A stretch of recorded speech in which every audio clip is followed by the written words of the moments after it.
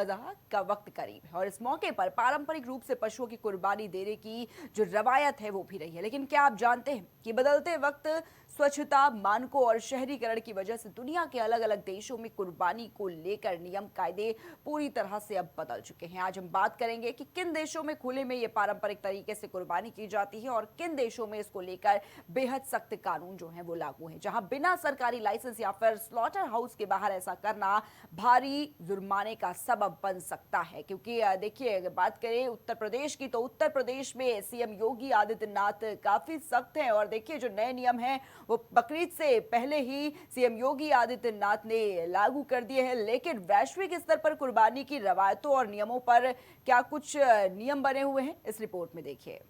ईद उल अजहा के मौके पर पैगंबर हजरत इब्राहिम की सुन्नत को याद करते हुए दुनिया के तमाम कोनों में मुस्लिम समाज के लोग हलाल पशुओं की कुर्बानी देते हैं। अगर बात भौगोलिक और कानूनी व्यवस्था की करें तो दक्षिण एशियाई देशों जैसे पाकिस्तान, बांग्लादेश और भारत के कई हिस्सों में पारंपरिक रूप से घरों के भीतर, आंगनों में या मोहल्लों में सामूहिक जगहों पर कुर्बानी का चलन रहा है। हालांकि भारत में भी हाल के वर्षों में राज्य सरकारों और स्थानीय प्रशासनों ने खुले में, सार्वजनिक रास्तों पर या प्रतिबंधित पशुओं की कुर्बानी न करने को लेकर बेहद सख्त गाइडलाइंस जारी की है, जिसका पालन करना अनिवार्य होता है।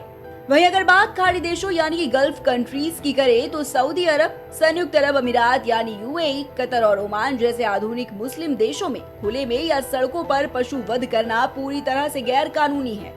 यूएई जैसे देशों में नगर निगमों के द्वारा संचालित अत्याधुनिक स्लॉटर हाउस बनाए गए हैं। यहाँ तक कि लोग मोबाइल ऐप्स के जरिए अपने पशु बुक करते हैं, जहाँ पूरी तरह से हाइजीनिक तरीके से और डॉक्टरों की देखरेख में कुर्बानी की प्रक्रिया पूरी की जाती है और मांस पैकेट में पैक होकर सीधे घर पहुँचता है। सऊदी अरब में भी अदाही जैसे सरकारी प्रणालियों के जरिए कूपन खरीदकर बड़े पैमाने पर स्वचालित वधशालाओं में ये काम पूरा किया जाता है। खाड़ी देशों की व्यवस्था, सार्वजनिक स्थानों या घरों में खुले में कुर्बानी देने पर पूरी तरह प्रतिबंध, भारी जुर्माना और कानूनी कार्रवाई का है सख्त प्रावधान। कूपन प्रणाली और मोबाइल ऐप्स के जरिए वधशालाओं में होती है बुकिंग। स्वच्छता और डॉक्टरों के सर्टिफिकेशन के बाद ही मिलता है मांस। पश्चिमी देशों जैसे अमेरिका, ब्रिटेन, कनाडा और यूरोपीय संघ के देशों में पशु कल्याण और स्वच्छता को लेकर कानून सबसे ज्यादा कड़े हैं। इन देशों में बिना कॉमर्शियल लाइसेंस के किसी भी निजी स्थान या खुले मैदान में पशु को काटना पूरी तरह प्रतिबंधित है। अधिकांश यूरोपीय देशों में स्टनिंग यानी पशु को बेहोश करने के बाद ही काटने का नियम है, जिसके कारण पारंपरिक हलाल और कोशेर वध को लेकर वहाँ लंबी कानूनी बहसें भी चलती रही है। यही वजह है कि विदेशों में रहने वाले लाखों मुस्लिम अब ऑनलाइन माध्यमों या फिर अंतर्राष्ट्रीय चैरिटी ट्रस्टों को पैसा भेजकर अपने मूल देशों जैसे भारत, पाकिस्तान या फिर अफ्रीकी देशों में जरूरतमंदों के बीच कुर्बानी करवाते हैं। अमेरिका और ब्रिटेन, बिना लाइसेंस वाले स्थानों पर पशु वध पर जेल और जुर्माना। यूरोपीय संघ, पशु क्रूरता निवारण नियमों और स्टनिंग कानूनों का कड़ाई से पालन। इंडोनेशिया और मलेशिया, स्थानीय मस्जिदों या तय समुदाय केंद्रों में ही व्यवस्था। नया ट्रेंड, वैश्विक स्तर पर बढ़ा ऑनलाइन और चैरिटी कुर्बानी का चलन। दुनिया भर के आंकड़ों और कानूनों का विश्लेषण करें तो साफ है कि चाहे मुस्लिम बहुल देश हो या फिर पश्चिमी देश, अब हर जगह खुले में कुर्बानी के बजाय संगठित, स्वच्छ और कानूनी रूप से तय स्लॉटर हाउसों को प्राथमिकता दी जा रही है। इसका मकसद पर्यावरण को साफ रखना, बीमारियों को फैलने से रोकना और पशुओं के प्रति मानवीय दृष्टिकोण बनाए रखना है। Desk report, India superfast.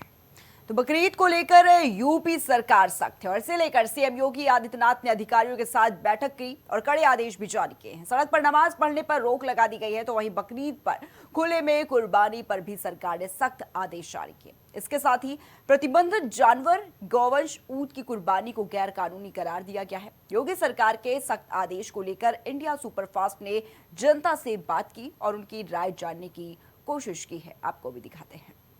पूरा दिन चलता है हफ्तावारी और हमारी नमाज 5 से 7 करके 3 मिनट चलती है। तो 7 मिनट एक भारतीय को नमाज अदा करने का ये संविधान अधिकार देता है। मेरा सवाल है, हिंदुस्तान में रह के अगर गवर्नमेंट ने हमसे कह दिया है कि बकरा ना खाओ तो मेरी हराम है। उत्तर प्रदेश में कहीं भी गौ हत्या नहीं की जा रही है कुर्बानी के नाम पर। एक जगह भी आप एग्जांपल नहीं दे सकते उत्तर प्रदेश में। गौ माता को आप राष्ट्रीय पशु घोषित कर दीजिए, और इस पे संविधान बना दीजिए।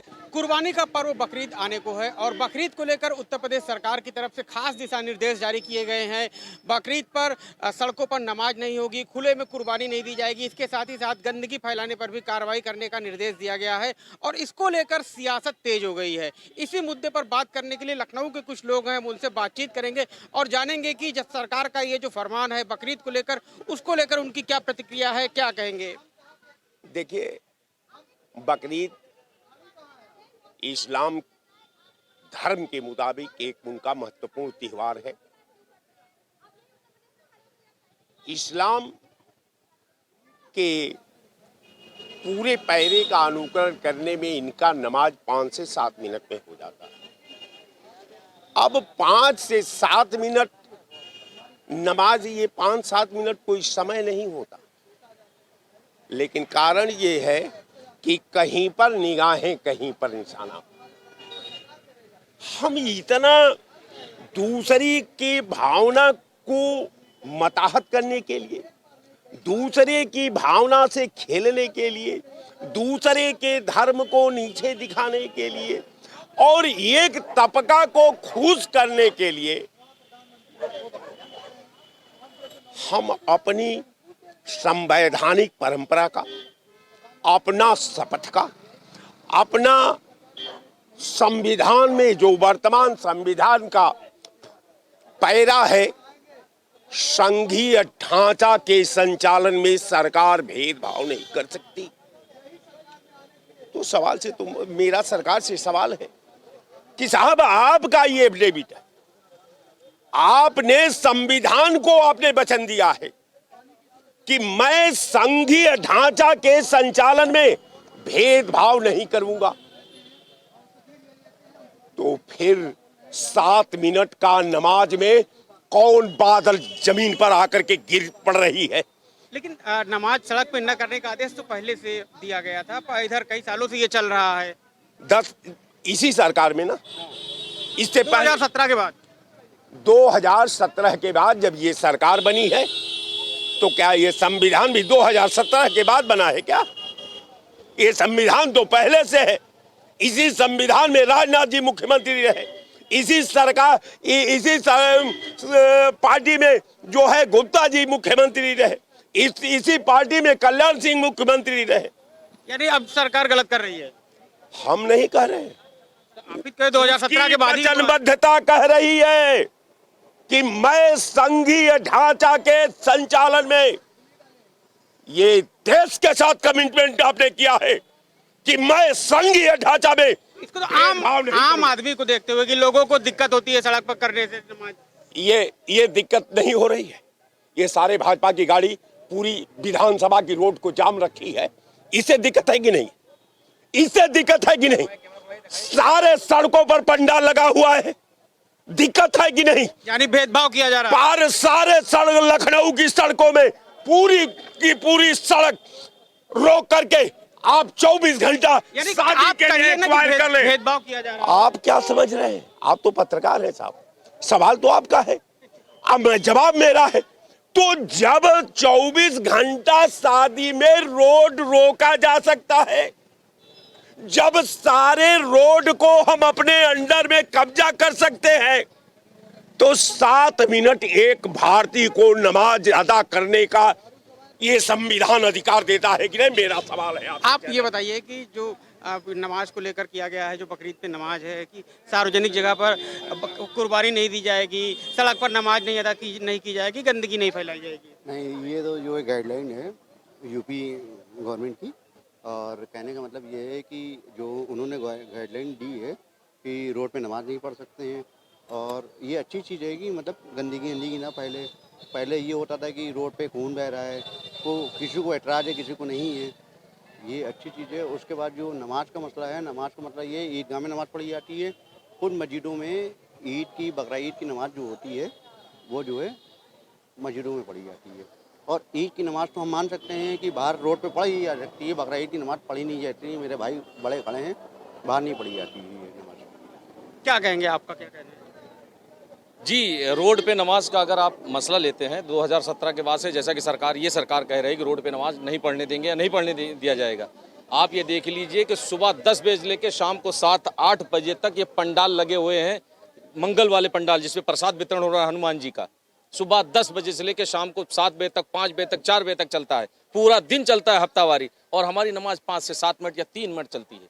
तो अगर ये सरकार का भेदभाव है, ये सरकार का जो रवैया है, ये जो कानून और संविधान के विरुद्ध है, जाति धर्म और संप्रदाय के नाम पर बांटने का काम कर रही सरकार, ये सरकार पूरी तरह से विफल है। चाहे सत्ता में 100 बार ये रहे, 1000 बार ये बनी रहे, लेकिन ये सरकार पूरी तरह से विफल है। जाति धर्म और संप्रदाय के नाम पर भेदभाव करने वाली ये सरकार है, ये विफल हो चुकी है और 2027 में लोग उसको जवाब देंगे। प्रतिबंधित पशुओं को काटने और गंदगी न फैलाने की बात भी कही गई है। प्रतिबंधित पशुओं को हम काटने की बात ही नहीं करते हैं। हम तो चाहते हैं कि ये मान्य कुर्बानी दी जाती, कुर्बानी के नाम पे, कुर्बानी के नाम पे हम चाहते हैं कि प्रतिबंधित जो जानवर है, जैसे गाय, गौ माता को आप राष्ट्रीय पशु घोषित कर दीजिए और इस पे संविधान बना दीजिए, कानून ले आइए। आपकी सरकार है देश में, प्रदेश में, इस पर पूरी तरह से प्रतिबंध लगाइए। जो लोग इसके खिलाफ काम करते हैं उन पर कानूनी कार्रवाई की। मतलब राष्ट्रीय पशु नहीं घोषित करेंगे तो क्या कुर्बानी के नाम पे आप काटेंगे गाय को? हमारे यहाँ नहीं होता है, हम लोग नहीं करते हैं। कहाँ काटा जाता हम नहीं जानते। नहीं तो आप ही तो कह रहे हैं ना कि राष्ट्रीय पशु घोषित किया जाए। तो विवाद चल अगर रहा है राष्ट्रीय पशु नहीं घोषित करते तो इसका मतलब कि उसको कुर्बानी के नाम पे काटेंगे। जैसे असम में, पश्चिम बंगाल में या केरल में, वहाँ काटा जाता है ना, कट रहा है वहाँ। तो सरकार अगर चाहती कि अमन शांति बनी रहे और ये विवाद का मुद्दा खत्म हो, तो क्यों नहीं राष्ट्रीय पशु घोषित करते हैं? केरल, असम में सरकार ने, यहाँ की सरकार तो कर दी है, तो आप लोगों को फिर मानना चाहिए उसको। तो हम लोग कहाँ काट रहे किसी को उसका विरोध नहीं करना चाहिए। उत्तर प्रदेश में कहीं भी गौ हत्या नहीं की जा रही है कुर्बानी के नाम पर। एक जगह भी आप एग्जाम्पल नहीं दे सकते पूरे उत्तर प्रदेश में कुर्बानी के नाम पे। और गंदगी करने के लिए भी निर्देश है कि गंदगी भी ना किया जाए। देखिए, मुस्लिम धर्मगुरु मोहम्मद साहब ने कहा अन्नज़ाफ़ा मिनल ईमान, साफ सफाई धर्म इस्लाम का हिस्सा है। इसलिए मुस्लिम समाज गंदगी नहीं चाहता है, वो गंदगी कतई नहीं करता है। गंदगी फैलाने वाले दूसरे लोग हैं और हमारे ऊपर इल्जाम लगाया जाता है। यानी सरकार का फैसला एक तरह से कुछ हद तक सही ही है ना, कि जो गंदगी नहीं फैलेगी, दूसरे लोग उससे आहत नहीं होंगे। आपकी बात बिल्कुल सही है, गंदगी नहीं फैलेगी, लेकिन ये पूजा के पंडाल लगे हुए हैं। आप नजर कैमरा दौड़ाइए भैया, देखिए कैसे गंदगी फैली हुई है वहाँ पे। सुबह से लेकिन वितरण हो रहा है। जो कुर्बानी के रब तो उससे दूसरे, ये तो देखिए यहाँ पे नॉन वेज और वेज वाला मैटर रहता है कि जो खाने वाले उनको नहीं दिक्कत, जो नहीं खाते उनके लिए ही सिर्फ दिक्कत होती है। ठीक है, तो गंदगी तो हम कहीं नहीं होती। ये जो हमारे यहाँ कुर्बानी होती है सेपरेट जगह पे होती है,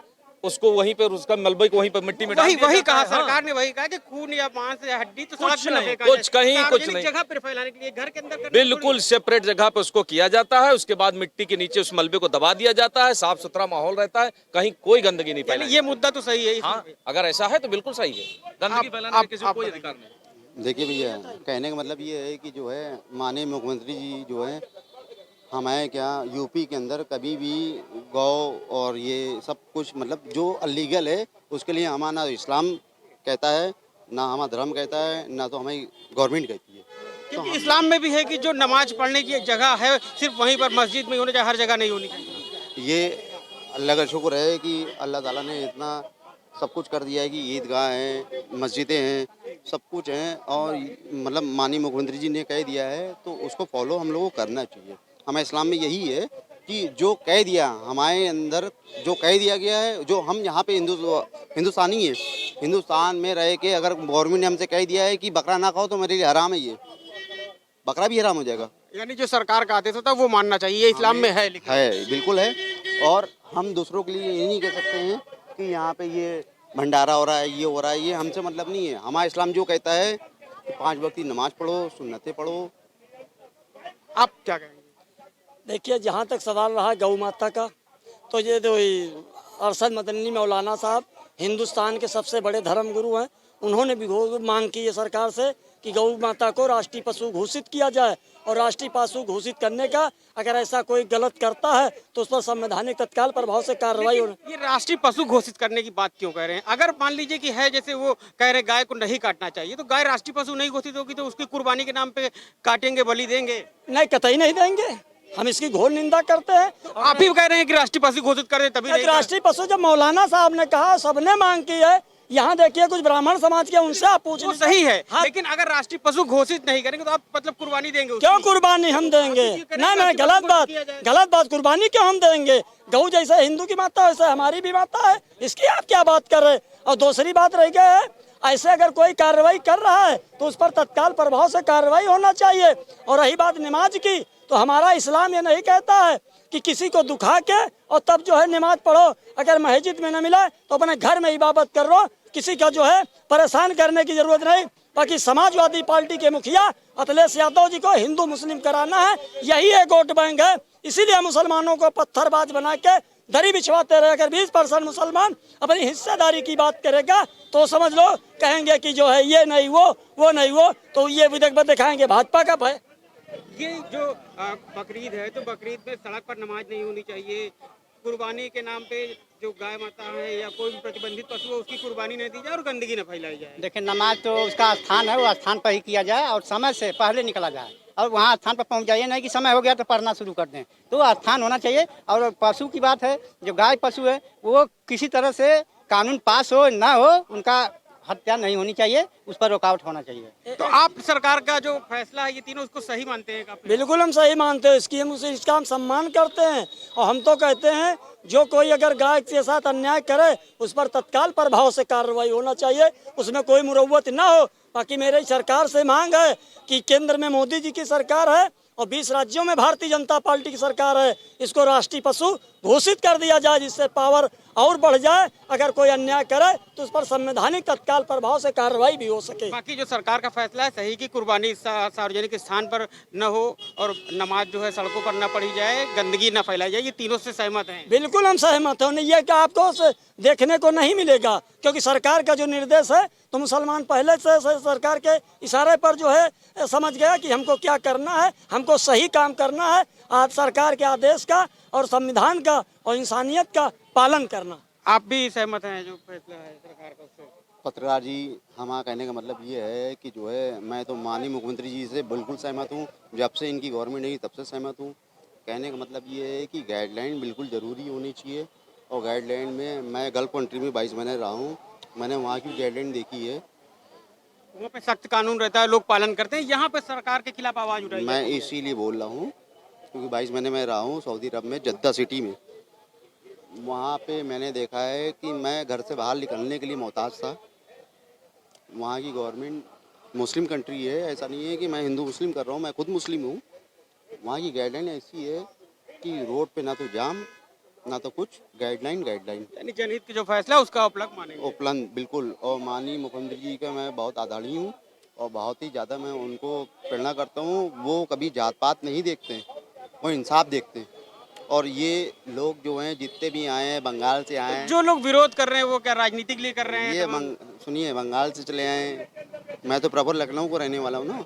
कुछ हिंदू लोग भी विरोध, कभी आप ही के साथ थे बहस में जो बोल रहे थे? तो मैं तो बिल्कुल फैक्ट बोल रहा हूँ, जो वो मैं बोल रहा तो वही अभी बोल रहा हूँ। राजनीति कर रहे हैं यानी कि? मैं राजनीति नहीं कर रहा हूँ ना। और लोग राजनीति कर रहे हैं जो इसके खिलाफ बोल रहे हैं सरकार के फैसले कर रहे हैं। तो ये गवर्नमेंट बहुत अच्छी है, इसने एक डायरेक्टली एक संदेश दे दिया है कि जो है सीधा सीधा, वो ये कभी सोचते नहीं है कि जो है ये हिंदू है ये मुस्लिम है, वो हमेशा सच के साथ रहते हैं। इसलिए मैं आदरणीय हूँ, बहुत बहुत स्वागत करता हूँ। ये लखनऊ की जनता है जो मुख्यमंत्री योगी आदित्यनाथ और उत्तर प्रदेश सरकार का जो फैसला है बकरीद को लेकर, उसको लोगों का लेकर मिला जुला असर है। कुछ लोग हैं जो इसका विरोध कर रहे हैं, लेकिन तमाम ऐसे लोग हैं, खासतौर से जो मुस्लिम समाज के लोग हैं, वो इस फैसले का स्वागत कर रहे हैं। और उनका कहना है कि जो नमाज पढ़ने की जगह है वो तय होती है, मस्जिद में ही नमाज पढ़ी जाती है। साथ ही साथ जो कुर्बानी दी जाती है वो प्रतिबंधित पशुओं की नहीं दी जाती। इसके अलावा गंदगी फैलाने का भी इस्लाम में कहीं पर कोई जिक्र नहीं है। इस्लाम में भी बताया गया कि आपको भी कुर्बानी करने के बाद सफाई स्वच्छता का ध्यान रखें।